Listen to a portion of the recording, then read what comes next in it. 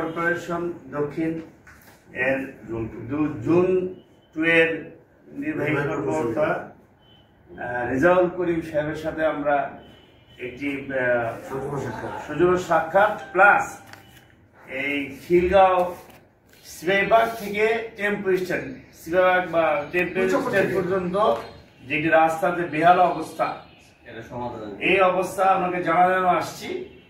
এই রাস্তা দিয়ে প্রতিনিয়ত হাজার হাজার স্কুলগামী ছাত্রছাত্রী এবং অফিসগামী ভাই বোনেরা যাচ্ছে। এখানে ওই রাস্তাটা ভাঙা, ড্রেনের খুব খারাপ অবস্থা। এটা প্রতিনিয়তই তার একটি দুর্ঘটনার কবলিত হচ্ছে এবং অনেকে আহত হচ্ছে। এই অবস্থা দেখে এবং আশেপাশের বাড়িওয়ালাদের বিশাল কষ্ট হচ্ছে।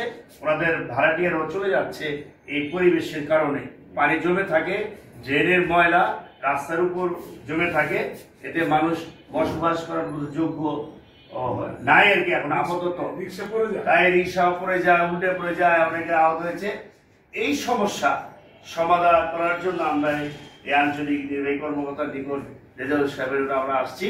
আশা করি উনি আমাদের এই সমস্যার কথা শুনে উনি আশ্বস্ত দিয়েছেন 10 থেকে 15 দিনের মধ্যে উনি এটাকে রাস্তা পারমিশন করে দিবেন এবং মেরামত করে দিবেন, চল উপযোগী ব্যবস্থা করে দিবেন উনি বলেছেন। আমাদের সাথে আছে এই 2 নং ওয়ার্ড বিএনপির বিপ্লবী সাধারণ সম্পাদক শামসুল ইসলাম কবির সাহেব, আরো অনেক এলাকাবাসী আছেন।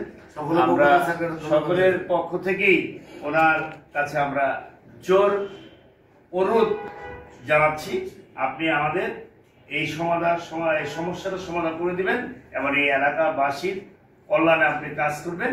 আল্লাহ পাক রব্বুল আলামিন আপনার কল্যাণ বয়ে আনবে, আমরা দোয়া করি।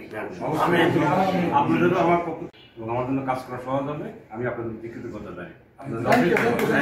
একটা কথা মনে রাখতে হবে জনাব সাহেব, রেজাউল করিম সাহেব, এটা হলো জনতা মির্জা আব্বাস, বিএনপি স্থায়ী কমিটির অন্যতম সদস্য জনতা মির্জা আব্বাস এবং বাংলাদেশ জাতীয়তাবাদী মহিলাদের সভাপতি আফরোজা আব্বাস ভাবি এলাকা বিধায়ক আমাদের উপর দায়িত্ব অর্পিত হয়েছে, আমাদের উপর দায়িত্ব বর্তায়।